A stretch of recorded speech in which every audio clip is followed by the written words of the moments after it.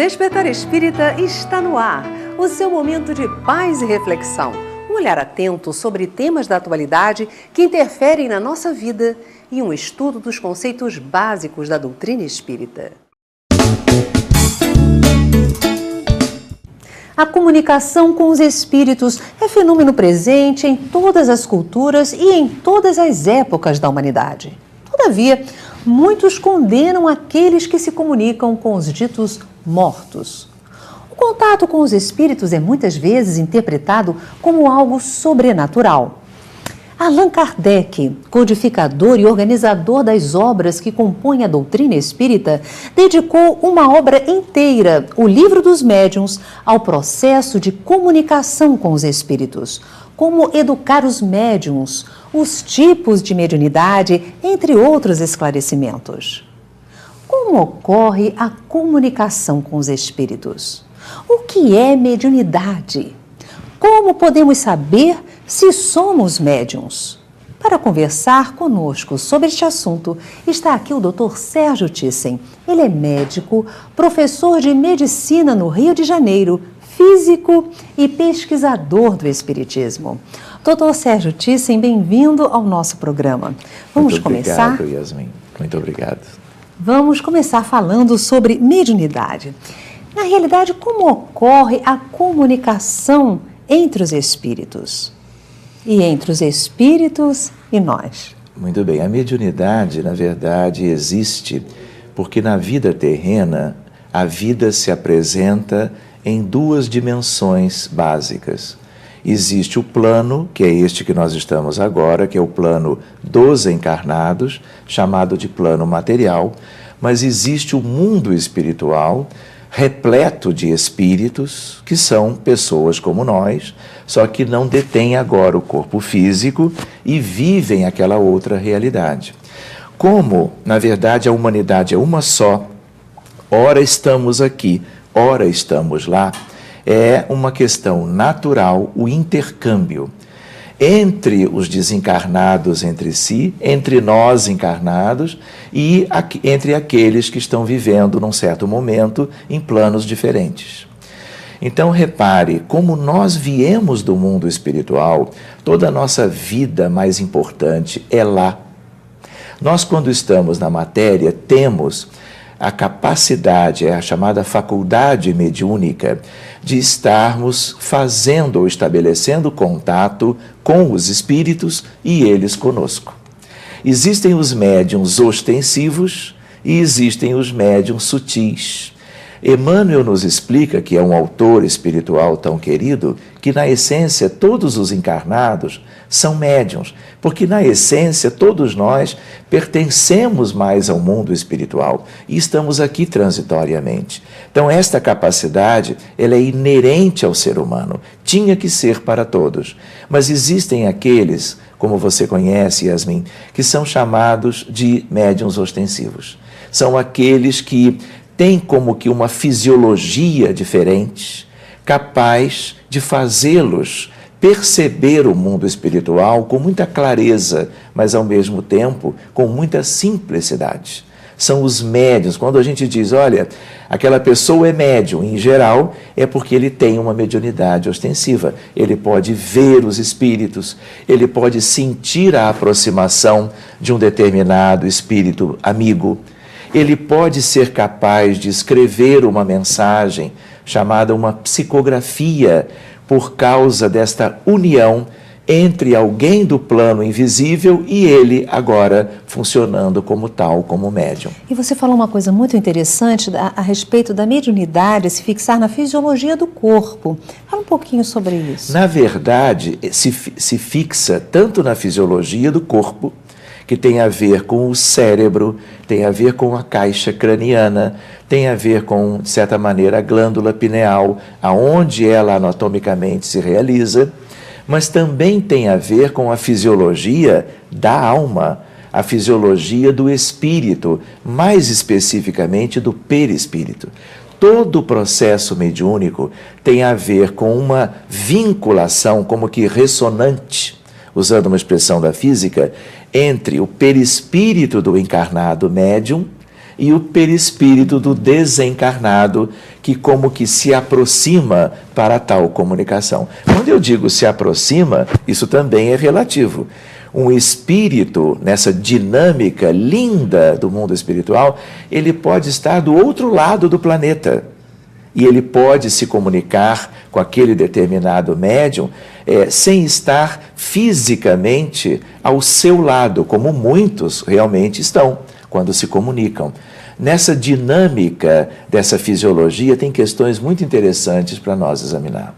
Agora vamos falar sobre os tipos de mediunidade que mais ressaltam dentro desse universo, né, de potencialidades mediúnicas. Depois que a gente subdivide, né, os médiuns entre sutis e ostensivos, falando assim da mediunidade de um modo geral, e nós nos reportamos obrigatoriamente ao grande tratado sobre a mediunidade que Allan Kardec e os espíritos realizaram, que você mencionou, que é o Livro dos Médiuns, nós vamos ver uma outra divisão básica também. A mediunidade de efeitos físicos e a mediunidade de efeitos, vamos dizer assim, intelectuais. Então, quando nós nos reportávamos a uma ideia de uma psicografia em que alguém traz uma mensagem para alguém que precisa, por exemplo, de uma orientação espiritual, pelos mais variados motivos que nós temos nesse mundo, nós temos aí uma típica representação da mediunidade de efeito intelectual.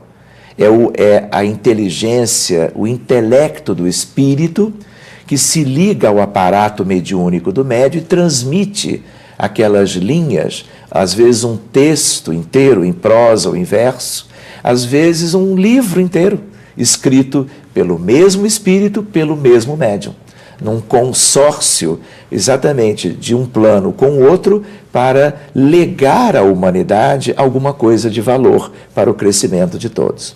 Então esse é um exemplo, como também é um exemplo de uma mediunidade, um fato mediúnico de efeito intelectual, a psicofonia. A ideia de um espírito se comunicar através da palavra. E essa palavra pode ser no idioma do médium, pode ser num idioma estranho ao médium, é o que nós chamamos de xenoglossia. Então, ali nessa questão tem também vários aspectos a serem talvez lembrados. Mas nós também nos reportamos a mediunidade de cura. Na própria época da codificação, nós tínhamos uma época recente do hipnotismo, dos médiuns curadores, os médiuns que eram capazes de movimentar fluidos, tanto do mundo espiritual como fluidos orgânicos da natureza biológica da Terra, levando a benefício orgânico de uma criatura enferma. Por exemplo, a desmaterialização de um tumor.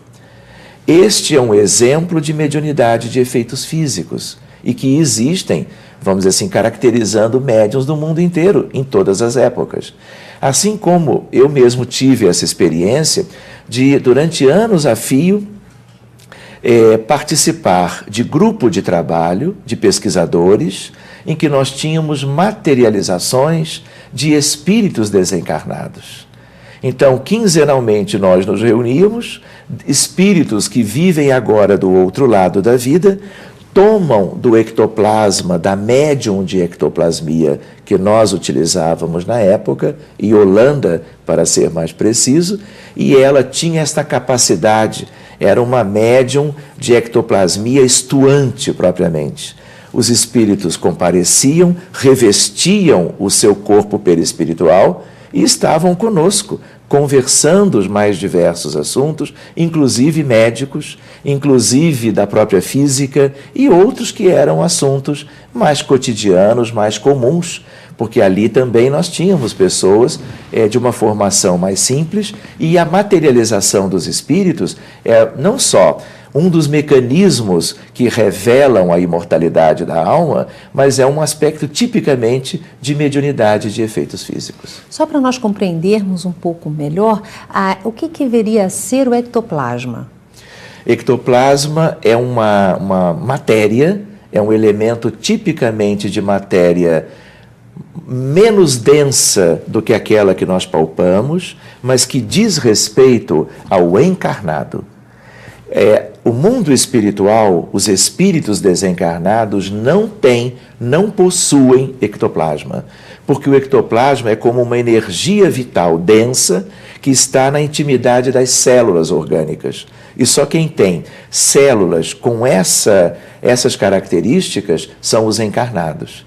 Os médiuns de ectoplasmia são aqueles que conseguem, vamos dizer assim, emanar essa matéria, e eles são raros, porque isto não é uma característica de todos os humanos encarnados, e sim daqueles que trazem esta característica, que é fisiológica também para eles, de uma fisiologia especial.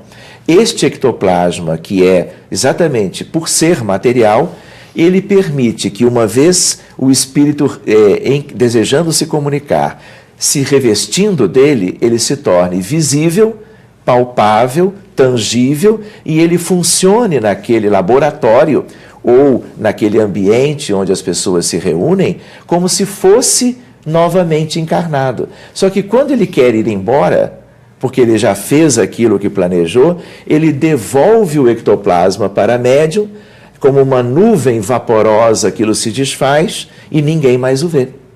Na reunião seguinte, se houver algum interesse ou objetivo, ele retorna e continua aquele relacionamento que motivou a primeira vinda. Bem, como é que a pessoa identifica que realmente ela é um médium ostensivo? Muitas vezes, Yasmin, é exatamente quando ela tem o que nós chamamos de sintomas da mediunidade. Se ela já apresenta, por exemplo, ela está em casa, existem pessoas que às vezes são na infância, são pequeninhas ainda, 2 anos, 5 anos, 8 anos, e elas dizem para os pais que estão vendo, por exemplo, o vovô ou a vovó, ou estão vendo uma criança com quem estão ali brincando. Existem outras pessoas que veem vultos, e quando fixam o olhar, já não conseguem mais ver. Porque quando se fixa o olhar, vamos dizer assim, a alma dela, que estava um pouquinho desdobrada, pelo esforço da atenção, aquela alma acopla, e aí ela já não consegue ver. Então, existem pessoas que têm palpitações, por exemplo, quando entram num determinado ambiente. Às vezes não é um ambiente de boas vibrações, porque ali se deu um fato, ali se deu um determinado episódio, ali estão espíritos com dificuldades morais. E a pessoa pode sentir, às vezes com um sintoma até físico, algumas vezes, aquele desconforto que, na verdade, tem a ver com uma espécie de percepção daquilo que é o seu entorno espiritual. Excelente. Muito obrigada, Sérgio, pela sua participação no nosso programa. Eu que agradeço mais uma vez, Yasmin. Faça parte da família Clube de Arte. E por apenas R$18 você vai receber mensalmente DVDs e CDs com músicas da coleção O Canto do Brasil Espírita, visualizações terapêuticas da coleção Encontro com Jesus, entrevistas sobre temas atuais, documentários e muito mais. Ligue 0 operadora 21 3017 9800 ou acesse clubedearte.org.br. Clube de Arte, a arte espírita a serviço do bem.